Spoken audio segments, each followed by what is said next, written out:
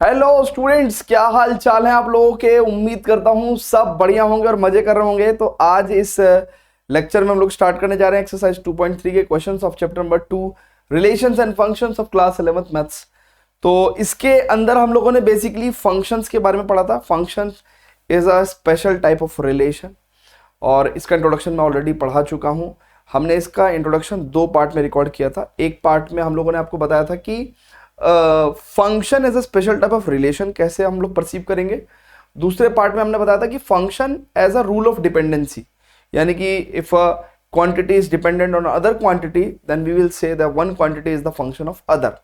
And then उसके बाद हम लोगों ने जितने भी पॉपुलर फंक्शंस थे, है ना, खासकर हम लोगों ने बात करी थी कि अलजेब्राइक फंक्शंस पे हमने नजर मारी थी। पॉलिनोमियल फंक्शंस के सारे case, constant function, linear function, quadratic function, right है, क्यूबिक फंक्शन के बारे में पढ़ा था, रेसिप्रोकल फंक्शन के बारे में, signum function, greatest integer function and modulus function के बारे में पढ़ा था।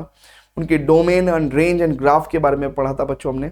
तो जिन लोगों ने इंट्रोडक्शन नहीं देखा हो प्लीज इंट्रोडक्शन जरूर देख लेना, ठीक है।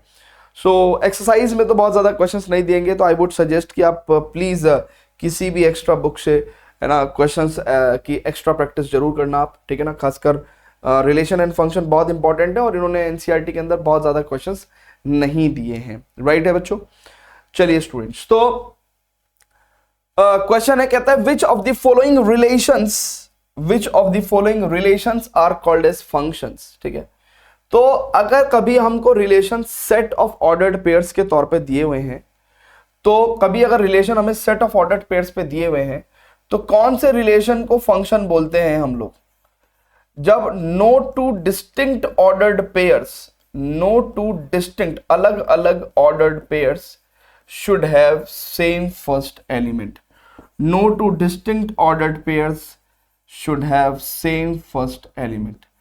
तो जब हमें एक relation set of ordered pairs के तौर पे दिया होता है, तो अगर किसी भी दो डिस्टिंक्ट ऑर्डर्ड पेयर्स में, है ना, we don't have same first element, ठीक है ना। So no two distinct ordered pairs should have same first element. तो अगर किसी भी डिस्टिंक्ट ऑर्डर्ड पेयर्स में सेम फर्स्ट एलिमेंट नहीं है, तो उस टाइम पे हम लोग रिलेशन को क्या बोल देते हैं? फंक्शन बोल देते हैं, ठीक है। सो अगर आप बहुत ही ध्यान से देखेंगे तो हम लोग यहाँ पे सभी ऑर्डर्ड पेयर्स को चेक करेंगे, ठीक है। सभी ऑर्डर्ड पेयर्स को चेक करेंगे बच्चों, देखेंगे बहुत ध्यान से, क्या हमारे पास किन्हीं भी दो अलग अलग ऑर्डर्ड पेयर्स का फर्स्ट एलिमेंट सेम है क्या? देखिए 2, 5, 8, 11, 14, 17 सारे के सारे फर्स्ट एलिमेंट अलग हैं। So yes, this is a function, this is a function. ये रिलेशन क्या है? एक फंक्शन है। As no two distinct ordered pairs, यहां पे रीजन हम सेम लिखेंगे, as no two distinct ordered pairs have same first element, have same first element. Reason क्या देंगे बच्चों? कि no two distinct ordered pairs have same first element, ठीक है। तो ये पहले वाला रिलेशन क्या है हमारे पास? फंक्शन है। कहता है which of the relations are called as functions, तो गिव रीजन। तो ये फंक्शन है ना, ये वाला रिलेशन क्या है बच्चों? फंक्शन है। कह रहा है if it is a function determine its domain and range. तो अगर ये फंक्शन है तो इसकी डोमेन और रेंज बताओ। तो डोमेन और रेंज भी बता देंगे बच्चों, डोमेन और रेंज भी बता देंगे। आइए जरा डोमेन एंड रेंज भी लिख देते हैं। सो डोमेन कितना होगा भैया? Set of first elements, set of first element, यानी कि 2, 5, 8, 11, 14, 17, 11, 14 और 17, ठीक है। This is your domain of the function and the range of the function is what? Range of the function is what? Set of second element. Of second element क्या है? सारे के सारे 1 ही है, ठीक है। सेकंड एलिमेंट्स किसी भी दो अलग अलग ऑर्डर्ड पेयर्स के सेम हो सकते हैं, बट फर्स्ट एलिमेंट सेम नहीं होना चाहिए, अदरवाइज फंक्शन नहीं होगा। तो रेंज क्या है यहाँ पे? 1 and domain is 2, 5, 8, 11, 14 and 17। So yes, it is a function. 2, 5, 8, 11, 14 and 17 is the domain and range is 1। Clear है बच्चों? क्लियर है? क्लियर है? सभी बताइए जल्दी से, ठीक है। तो फटाफट से इसको नोट करेंगे, pause the video to note it down, ठीक है। आगे चले बच्चों, चलिए तो आगे चलते हैं, है ना। वीडियो को पॉज करके प्लीज क्वेश्चन को सॉल्व करने की कोशिश करेंगे। तो यहां पे अगेन हमें क्या करना है भैया? देखना है कि ये फंक्शन है कि नहीं है। तो अगर आप बहुत ध्यान से देखेंगे, क्या फर्स्ट एलिमेंट सेम है किसी भी दो ऑर्डर्ड पेयर्स का? नहीं। तो किसी भी दो ऑर्डर्ड पेयर्स का फर्स्ट एलिमेंट सेम नहीं है, तो yes it is a function. ये क्या है? एक फंक्शन है। रीजन क्या लिखेंगे? एज नो टू डिस्टिंक्ट, अलग अलग ऑर्डर्ड पेयर्स के सेम फर्स्ट एलिमेंट नहीं है। No two distinct ordered pairs have same first element, have same first element. किन्हीं भी दो ऑर्डर्ड पेयर्स के फर्स्ट एलिमेंट सेम नहीं है, इसलिए ये फंक्शन है। इसकी डोमेन क्या होगी बच्चों? अगर फंक्शन है ये तो डोमेन क्या होगी बच्चों इसकी? है ना, set of all the first elements. तो 2 4 6 8 10 12 एंड 14, 8 10 12 एंड 14, ठीक है। देन रेंज क्या होगी बच्चों? सेट ऑफ सेकंड एलिमेंट्स, यानी कि 1 2 3 4 5 6 7। सो 1 2 3 4 5 6 7, ठीक है भैया। क्लियर है क्या? क्लियर है? तो this is the domain and this is the range and hence it is a function, ठीक है। ठीक है, क्लियर है? So this is the function. तो yes it is a function. Domain is 2 4 6 8 10 12 14 and range is 1 2 3 4 5 6 7, ठीक है।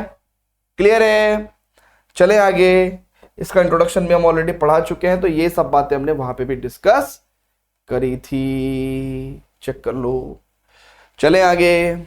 चलिए अब देखिए बच्चों, क्या ये वाला रिलेशन फंक्शन है? नहीं। क्यों? क्योंकि दो अलग अलग ऑर्डर्ड पेयर के same first element, same first element, दो अलग अलग ऑर्डर्ड पेयर्स के सेम फर्स्ट एलिमेंट, तो हम लोग क्या कहेंगे?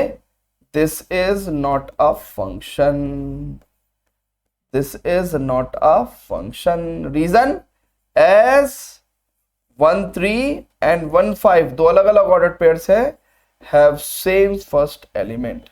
अब अगर ये फंक्शन नहीं है तो हमसे उसने डोमेन और रेंज भी नहीं पूछा है। उसने डोमेन और रेंज किस केस में पूछा है आपसे? जब फंक्शन है तब डोमेन रेंज बताओ, है ना। उसने कहा give reason, if it is a function then determine its domain and range. जब फंक्शन है तब आपको क्या करना है? डोमेन और रेंज बताना है। अब ये तो फंक्शन ही नहीं है, तो हम भी डोमेन और रेंज भी नहीं बताएंगे, ठीक है। क्लियर है क्या? जल्दी से बोलो, क्लियर है? ऐसे ही करते हुए चलना है ना। आगे चलेंगे बच्चों। तो no it is not a function, ठीक है। तो अब यहां पे सेकंड क्वेश्चन है, कहता है find the domain and range of the following real function. तो इसलिए मैं आपको कह रहा था कि जो असली मुद्दा है वो है डोमेन और रेंज निकालना। और यहां पे बहुत ही कम क्वेश्चन दिए हुए हैं एनसीईआरटी में आपको, and you must do the questions from NCERT exemplar or from R D. Sharma, है ना, and any other popular book, whatever your school teachers suggest, ठीक है। So fx equals to minus of modulus x, minus of modulus x। बच्चों बहुत ध्यान से देखिएगा। सबसे पहले तो मैं, देखिएगा बहुत ध्यान से देखिएगा, मुझे fx equal to modulus x तो सॉल्व करना आता है ना।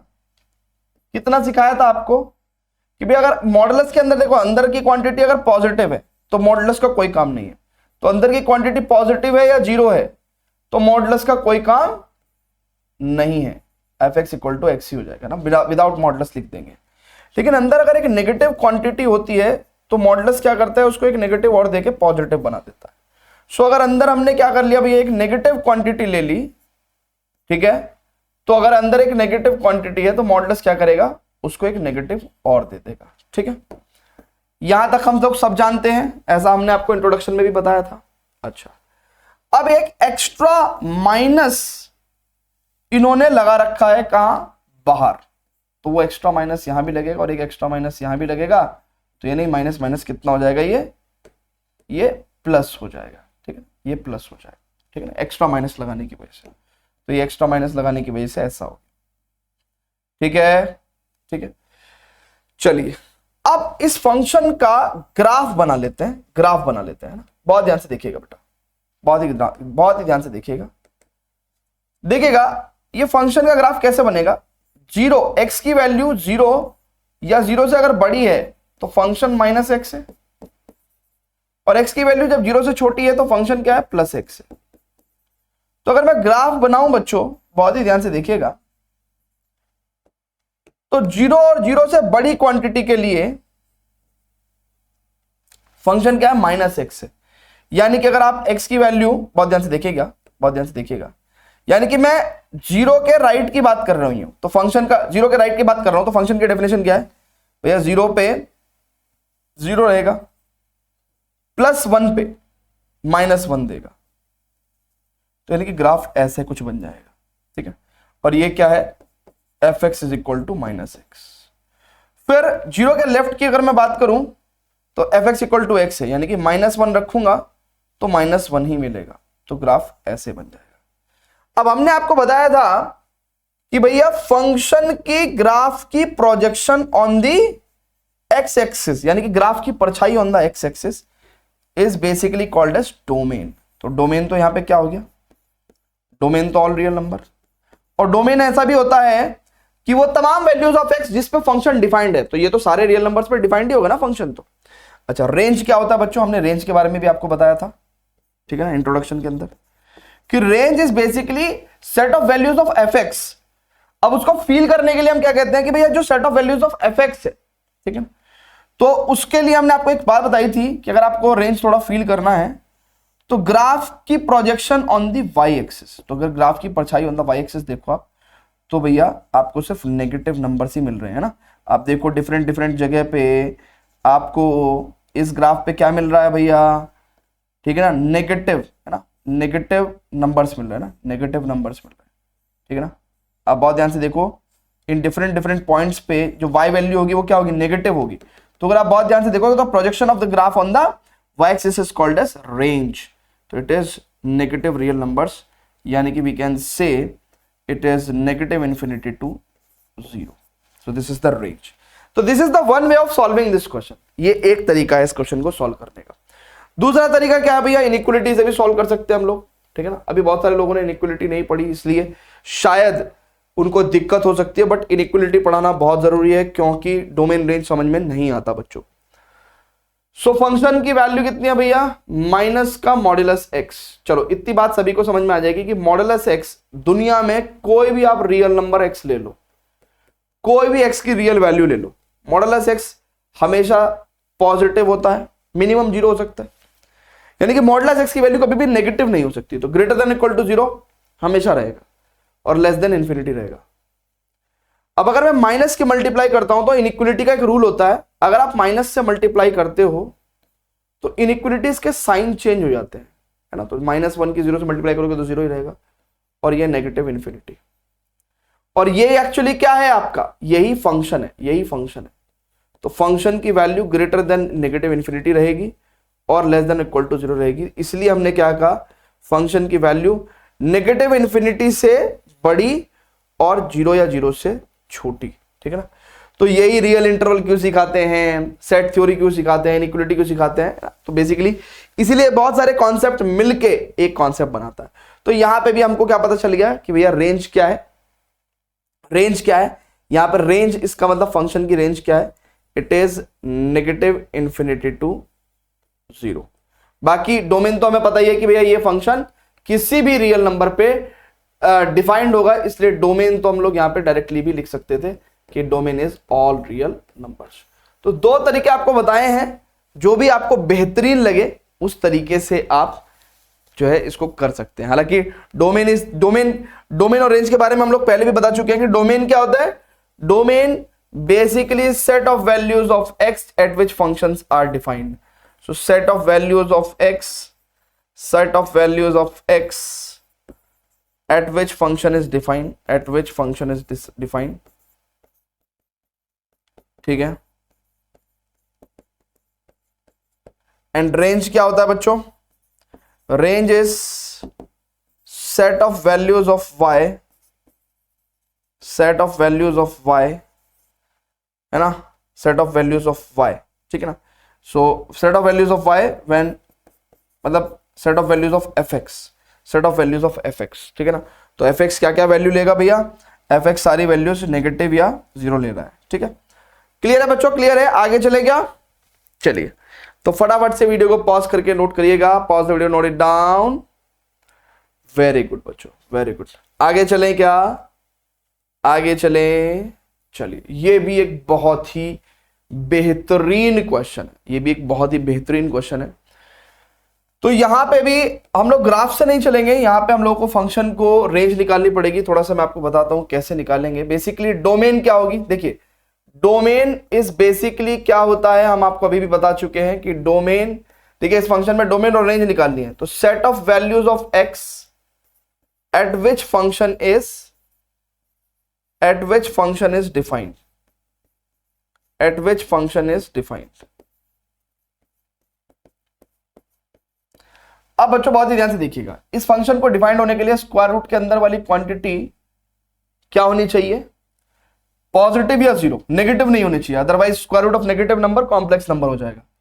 तो 9 minus X square should be greater than और इक्वल टू 0, ठीक है, यानी कि 9 should be greater than equal to x square, और we can say X square is less than और इक्वल टू 9।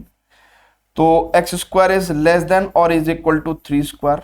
तो एक प्रॉपर्टी हमने शायद आपको पहले भी लिखवाई थी, अभी फिर से लिखवा दे रहे कि if X square is less than और equal to A square, it implies X की value will belongs to minus A to A.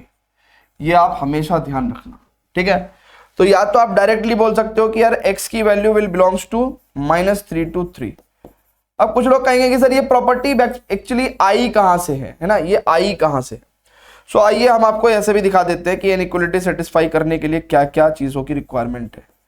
So X square minus 3 square basically x minus 3 और x प्लस 3 हो जाएगा, which is less than और equal to 0। अब आप एक number line लीजिए, यहाँ पे x प्लस 3 को 0 रखेंगे तो x की वैल्यू -3 आ जाएगी, यहाँ पे x माइनस 3 को 0 रखेंगे तो x की वैल्यू +3 आ जाएगी।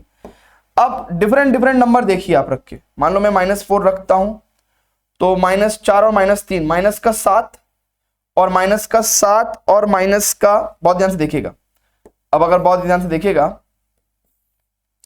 अगर मैं x की वैल्यू -4 रख के देखता हूं तो -4 -3 और -4 + 3, क्या ये लेस देन और इक्वल टू 0 होगा? नहीं, चेक कर लो। क्यों? क्योंकि माइनस का 7 और माइनस का 1 बेसिकली 0 से छोटा नहीं होगा, ये 0 से बड़ा होगा, तो ये गलत है। तो इसका मतलब -4 वाले इंटरवल में आपको आंसर नहीं मिलेगा, ठीक है। फिर आप क्या करोगे, फिर आप x की वैल्यू इधर 3 के राइट साइड में 4 पे ट्राई करोगे, तो 4 - 3 इंटू 4 + 3, ये भी लेस देन इक्वल टू 0 नहीं होगा क्योंकि ये भी पॉजिटिव है। तो यानी कि आपको इसके बीच में एक नंबर लेना पड़ेगा। लेट से आपने 0 ले लिया तो 0 - 3 यानी कि -3 और 0 + 3 यानी कि +3, और ये लेस देन इक्वल टू 0 है, हाँ जी है। तो यानी कि ये ही आपका इंटरवल है। तो कहां से कहां तक इंटरवल है? क्योंकि 0 के इक्वल ये कहां पे पड़ेगा? 0 के इक्वल कहां पे आएगा? जब x - 3 0 होगा। x - 3 कहां 0 होगा? +3 पे। x + 3 कहां 0 होगा? -3 पे। और इस इंटरवल में ये लेस देन 0 है, तो -3 से +3 तक के नंबर्स आप ले लेंगे इस इनइक्वालिटी को सेटिस्फाई करते हुए, ठीक है। So this is the domain. ये x की वो वैल्यूज है जिसपे 9 - x स्क्वायर क्या रहेगा? ग्रेटर देन और इक्वल टू 0 रहेगा, और आपका फंक्शन क्या रहेगा? डिफाइंड रहेगा। आपका फंक्शन क्या रहेगा बच्चों? डिफाइंड रहेगा। Hence domain is -3 to 3। अब बच्चों आपको रेंज निकालनी है, ठीक है। तो रेंज निकालने के लिए बच्चों बहुत ध्यान से समझेंगे, रेंज क्या होता है? It is the set of values of y। Range क्या होता है बच्चों? It is the set of values of y। अब देखिए, अगर x आपका इस रेंज में रहेगा -3 to 3, तो y आपका किस रेंज में रहेगा ये आपको चेक करना है। तो अभी फिलहाल मेरे पास fx बराबर √9 - x स्क्वायर आया हुआ है। अब मैं देखो क्या करने की कोशिश कर रहा हूं, मेरे को set of values of y में इंटरेस्ट है, तो मैं क्या करूंगा, set of values of y में इंटरेस्ट है तो मैं fx की जगह y रखूंगा, और मुझे अब y की वैल्यूज में इंटरेस्ट है, तो 9 y का स्क्वायर बराबर 9 - x स्क्वायर हो जाएगा, यानी कि x स्क्वायर बराबर 9 - y स्क्वायर, और x की वैल्यू क्या रहेगी? प्लस और माइनस √9 - y स्क्वायर, अगर मैं स्क्वायर रूट लेता हूं बोथ साइड।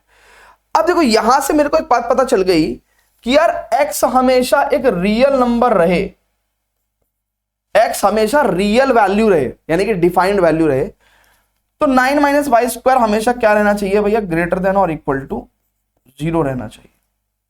हमेशा। यहां से हमें y की वैल्यू का आइडिया लग जाएगा। तो हमें एक बात और भी पता चल गई कि यार 9 शुड बी ग्रेटर देन और इक्वल टू y स्क्वायर। अब बच्चों बहुत ही ध्यान से देखिएगा, बहुत ही ध्यान से देखिएगा, बिल्कुल सेम ऐसे ही इसी फॉर्मूले का इस्तेमाल करते हुए, इसी फॉर्मूले का इस्तेमाल करते हुए, यानी कि y square is less than और इक्वल टू 3 स्क्वायर, क्या मैं कह सकता हूं कि भाई y की value will belongs to -3 to +3, है ना। चाहे आपको ऐसे इंटरवल सॉल्व करना पड़े, चाहे ऐसे सॉल्व करना पड़े, यही आएगा भैया। भैया अगर y स्क्वायर की वैल्यू 9 से छोटी रहनी है या 9 के बराबर रहनी है तो y की वैल्यू -3 से 3 के बीच में रहनी चाहिए, या -3 होना चाहिए, +3 होना चाहिए। अच्छा, एक चीज और पक्की बात है कि यहां पे एक बात तो हमें समझ में आती है कि कहां पे, देखिए इस जगह एक बात तो समझ में आती है बच्चों। इस जगह, किस जगह, देखिएगा बहुत ध्यान से, किस जगह, इस जगह एक बात तो समझ में आती है कि भैया y जिंदगी में कभी भी नेगेटिव नहीं हो सकता। y square root of something है, स्क्वायर रूट ऑफ समथिंग कभी भी आपको नेगेटिव नहीं हो सकता, तो y कभी भी नेगेटिव नहीं हो सकता, तो y हमेशा ग्रेटर देन इक्वल टू 0 भी रहेगा, ये भी एक कंडीशन है। और इसको फर्दर सॉल्व करने के बाद दूसरी कंडीशन क्या आई भैया, दूसरी कंडीशन ये आई। तो यानी कि हमें क्या करना है, हमें पहली और दूसरी कंडीशन को दोनों को फुलफिल करते हुए, considering 1 and 2 both conditions, y क्या होगा भैया, y 0 या 0 से बड़ा होना चाहिए और 3 या 3 से छोटा होना चाहिए। दोनों कंडीशंस को कंसिडर करते हुए what we have, y should belongs to 0 to 3। तो रेंज क्या हो जाएगा अपना, रेंज हो जाएगा इट इज 0 to 3। चेक कर लो बच्चों, चेक कर लो, जल्दी से बताओ जी, आओ जी बाओ जी, दिल से दिल मिलाओ जी, आ गया है देखो बॉडीगार्ड, अरे सबसे हार्ड, सबसे हार्ड। ठीक है, क्लियर है क्या। सो range will be 0 to 3 and domain will be -3 to 3। ठीक है बेटा, क्लियर है, जल्दी से बताइएगा। वेरी गुड बेटा, वेरी गुड, वेरी गुड।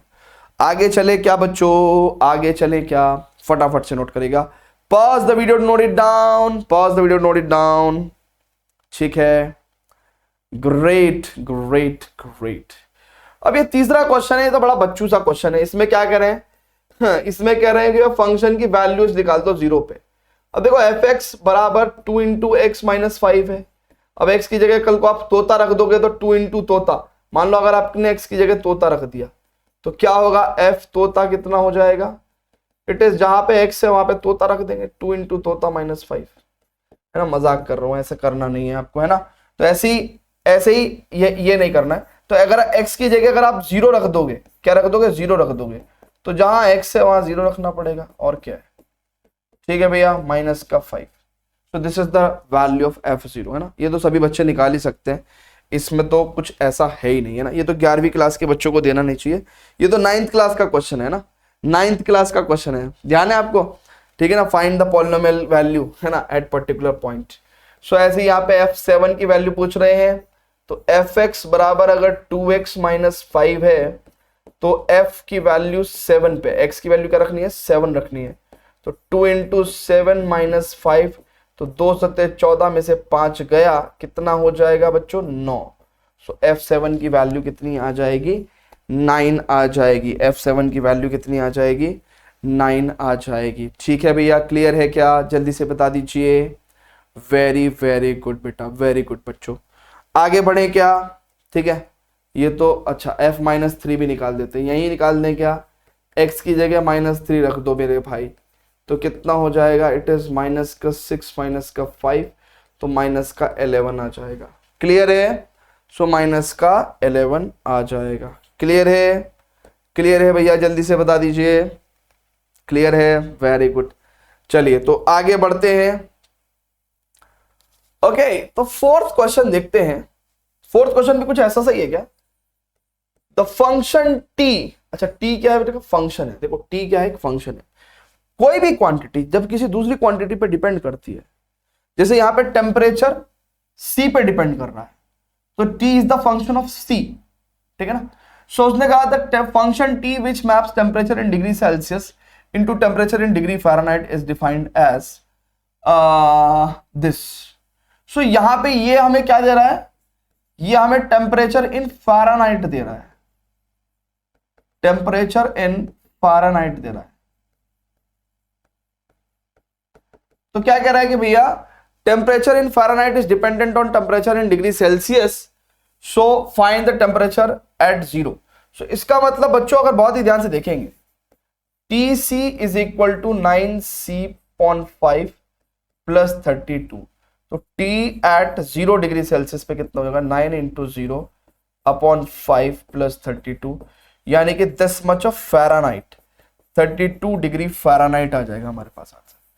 ठीक है ना, T0 की वैल्यू कितनी हो जाएगी, 32 डिग्री फ़ारेनहाइट। ठीक है ना, सो दिस इज 32 डिग्री फ़ारेनहाइट। ठीक है, T0 की वैल्यू कितनी आ जाएगी, 32।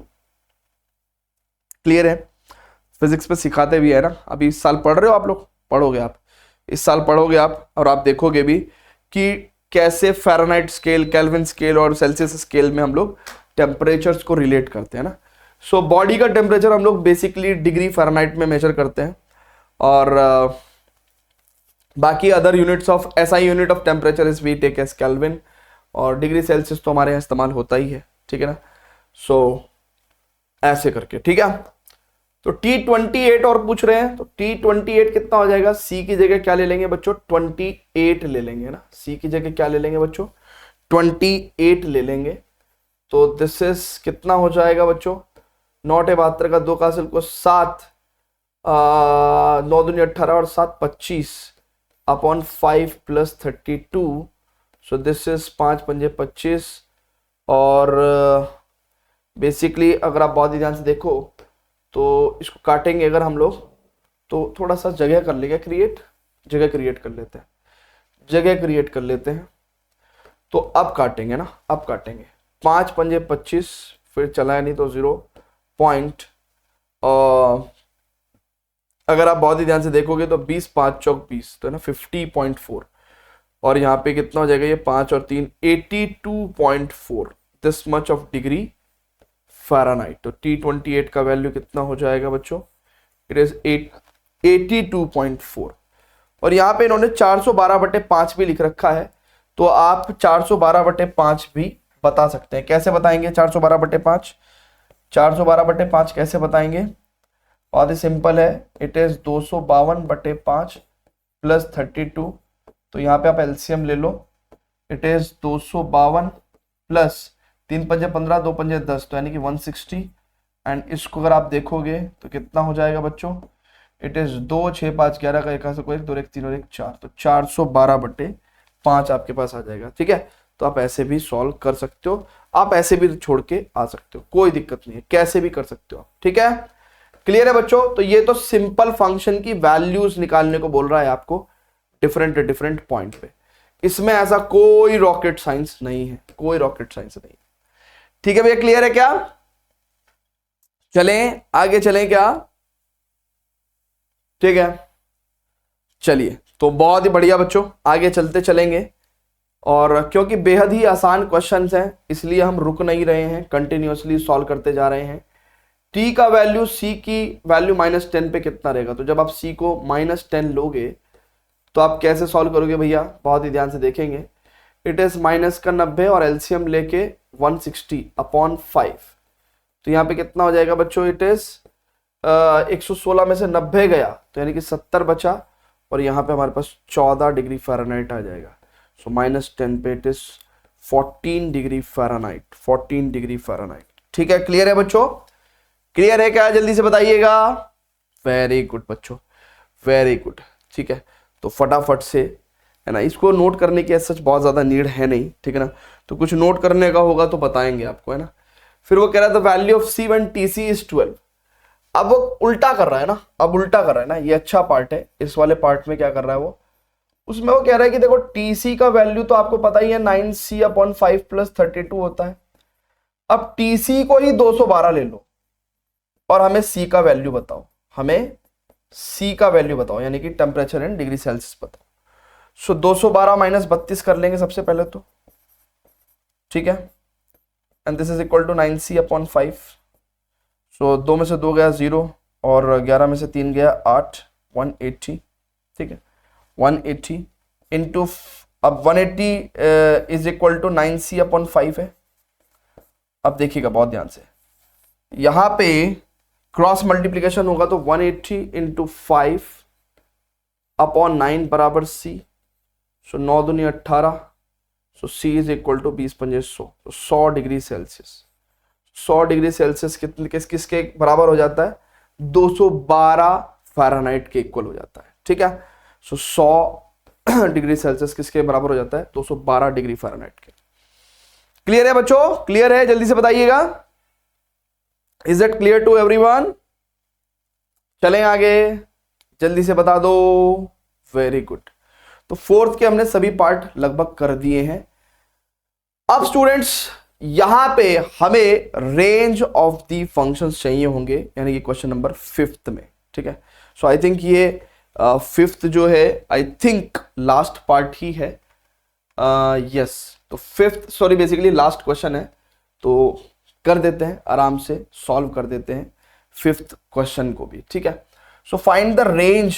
ठीक है, अच्छा डोमेन उसने बोल रखा है एक्स इज ग्रेटर देन 0 लेना है आपको। ठीक है, तो x ग्रेटर देन 0 लेना है। देखिए बच्चों बहुत ध्यान से देखिएगा, y equal to 2 minus 3x। अगर आप बहुत ही सिंपल करके ना देखो, मैं इसके रेंज निकालने के आपको दो तरीके बताऊंगा। रेंज निकालने के आपको दो तरीके बताऊंगा। सबसे पहले तो आप ग्राफ ड्रॉ कर लो। ठीक है, सबसे पहले तो आप ग्राफ ड्रॉ कर लो। देखो x की वैल्यू जब आप 0 लोगे तो y की वैल्यू 2 आ जाएगा। ठीक है ना, तो 0,2। ठीक है, फिर जब आप y की वैल्यू को 0 ले लोगे तो कितना हो जाएगा? ये 2 बराबर 3x एंड x बराबर 2/3। ठीक है, ऐसा करके तो इट इज 2/3। ठीक है, सो 2/3 इज लगभग बेसिकली अगर आप देखो तो 0.6, 3×18 ना 0.6 कह रहा हूं, तो ये पॉइंट है। ठीक है, सो ये आपकी स्ट्रेट लाइन रहेगी। ये आपकी क्या रहेगी? स्ट्रेट लाइन रहेगी। ठीक है, अब उसने कहा कि यार x की वैल्यू को ना आपको ग्रेटर देन 0 लेना है। x की वैल्यू को आपको ग्रेटर देन 0 लेना है ना, x की वैल्यू को ग्रेटर देन 0 लेना। तो इसका मतलब ये फंक्शन का ग्राफ x लेस देन 0 पे तो डिफाइन ही नहीं होगा। इनफैक्ट x इक्वल टू 0 पे भी डिफाइन नहीं होगा, क्योंकि आपको x ग्रेटर देन 0 लेना है ना। तो यानी कि आपका जो फंक्शन है x ग्रेटर देन 0 लेना है आपको, तो 0 पे भी डिफाइन नहीं करोगे आप, 0 पे भी डिफाइन नहीं करोगे। तो यानी कि अब ये इधर नेगेटिव इंफिनिटी तक जा रहा है और इधर ओपन इंटरवल 2 तक जाएगा। तो यानी कि आपकी जो y की वैल्यू है that will belongs to negative infinity से मैक्सिमम 2, और वो भी हम ओपन लेंगे। ठीक है, सो रेंज कितना हो गया भैया आपका? इट इज नेगेटिव इंफिनिटी से 2 तक। ठीक है, सो देखिए नेगेटिव इंफिनिटी से 2 तक। अब अगर कोई बच्चा मान के चलिए इसको ग्राफ से ना करके इनइक्वालिटी से सॉल्व करना चाहता है, तो हम इनइक्वालिटी से भी सॉल्व करना आपको सिखा देंगे। कैसे? देखिएगा भैया, फंक्शन क्या है भैया? 2 माइनस 3x है। ठीक है, उसने खुद ही कहा है कि x की वैल्यू को आपको 0 से बड़ी रखनी है। तो अगर x की वैल्यू 0 से बड़ी है तो इसका मतलब इन्फिनिटी पॉजिटिव इन्फिनिटी से छोटी होगी।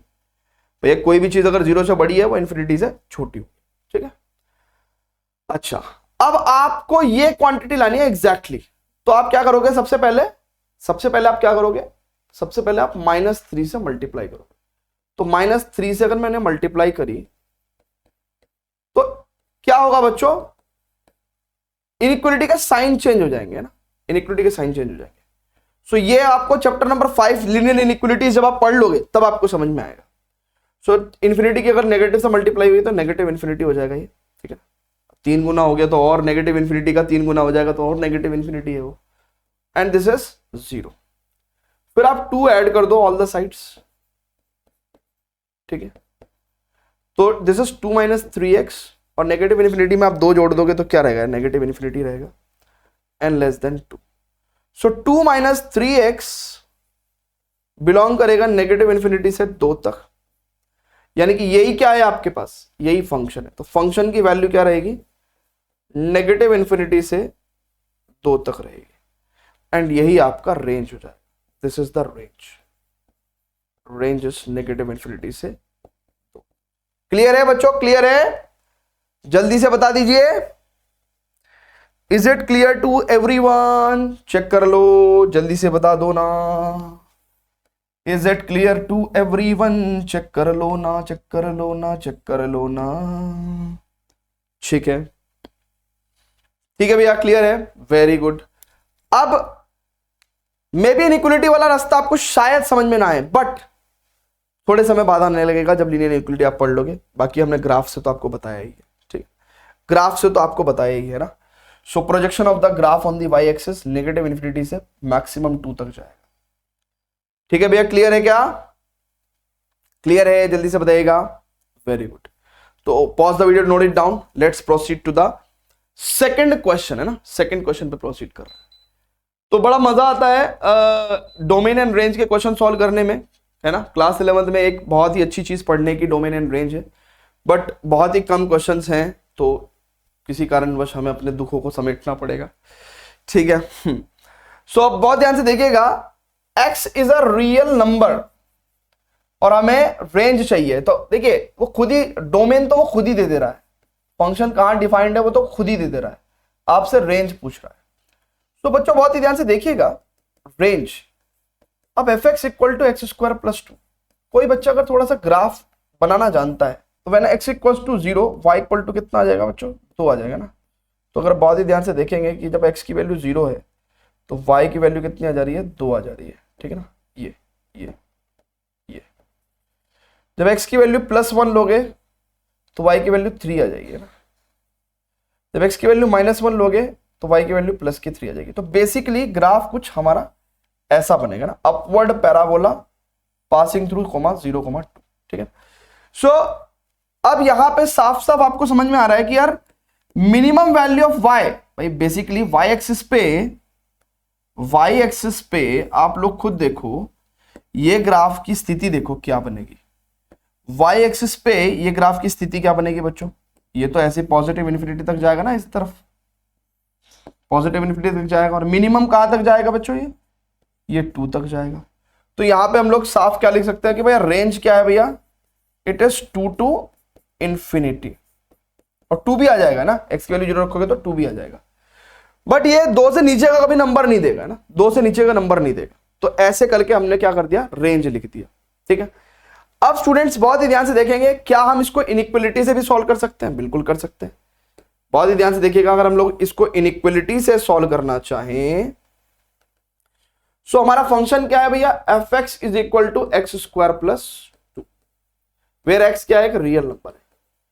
अब देखिएगा बच्चों बहुत ध्यान से, एक्स स्क्वायर जिंदगी में एक ऐसी क्वांटिटी है जो कभी भी नेगेटिव नहीं हो सकती, वो 0 या 0 से बड़ी रहेगी और लेस देन इन्फिनिटी रहेगी। एक्स स्क्वायर, किसी भी चीज का स्क्वायर नेगेटिव नहीं हो सकता।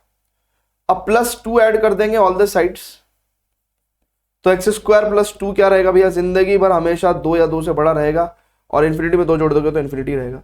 सो यही क्या है आपका? यही fx है। तो fx की वैल्यू ग्रेटर देन और equal to 2 and less than infinity, तो fx की value will belongs to 2 to infinity, and hence we can say range क्या हो जाएगा फंक्शन का?